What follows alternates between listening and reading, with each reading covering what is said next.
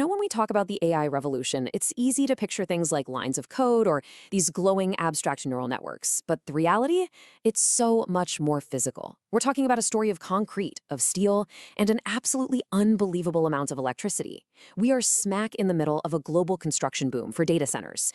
These are the real factories of the 21st century. So the big question on everyone's mind is this: are we at the very beginning of a decade-long supercycle, or are we just inflating a massive bubble that's about to slam into a physical wall? All right, let's get into it. To really get a sense of the scale we're dealing with, just look at this number: 165%.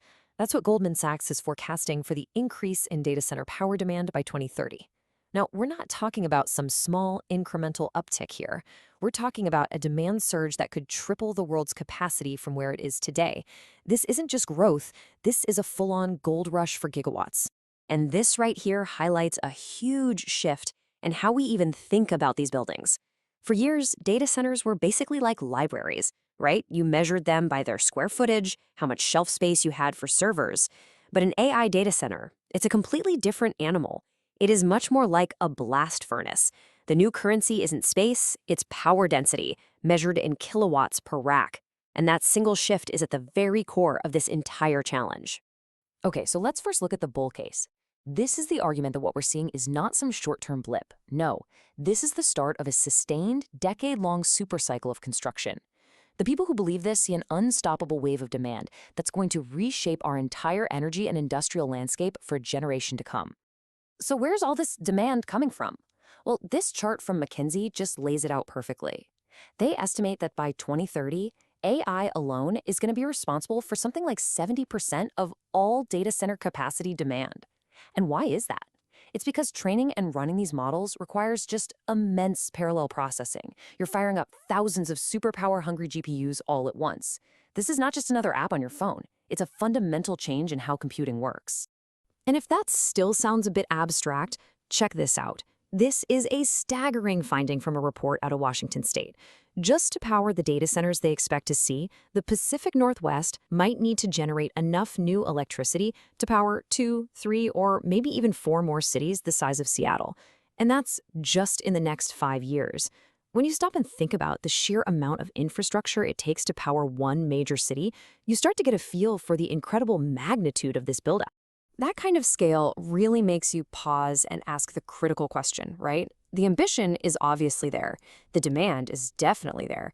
But can we actually build this fast? I mean, can we physically pour the concrete, string the power lines, and get connected to the grid at this absolutely frantic pace? And this is where the story starts to get a lot more complicated. This is where the bears enter the chat. So now for the other side of the argument, the bear case. And the argument here isn't that the demand for AI is fake. Not at all. It's that we are on a collision course with physical reality. The idea is that the incredible ambition of the AI boom is about to slam headfirst into the hard logistical constraints of the real world. And this really visualizes the problem perfectly. See, it's not just one bottleneck. It's a whole cascade of them. You've got these massive backlogs just to connect to the power grid, with wait times now being measured in years, not months.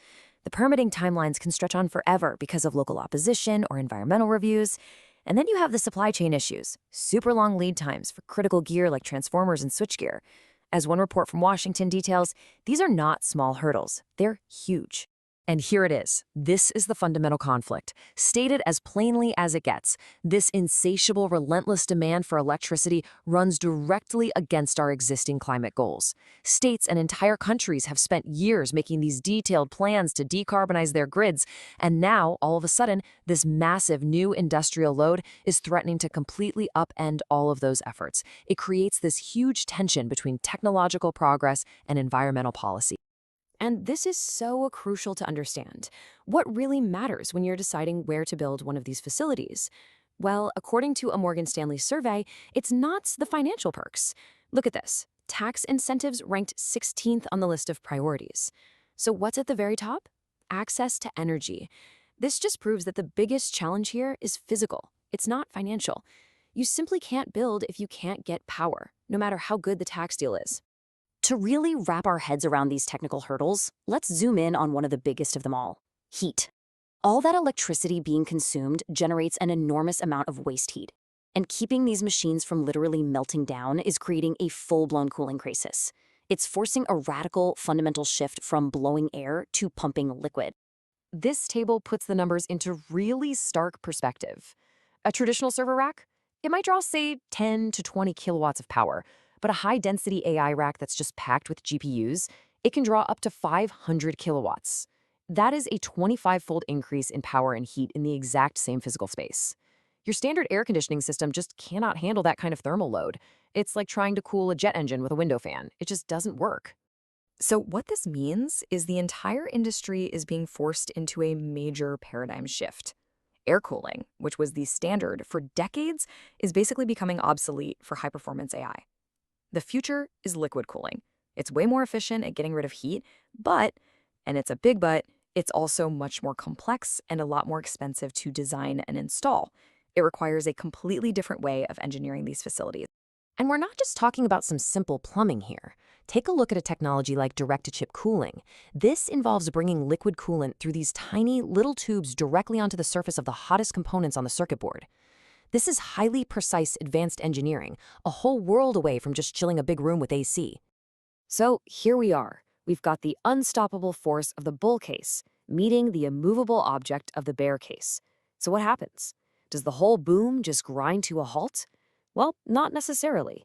The most likely path forward isn't about stopping construction. It's about getting much, much smarter about how we build.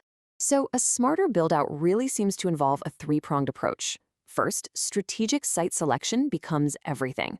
You have to build where the power grid can actually support you, not just where the land is cheap.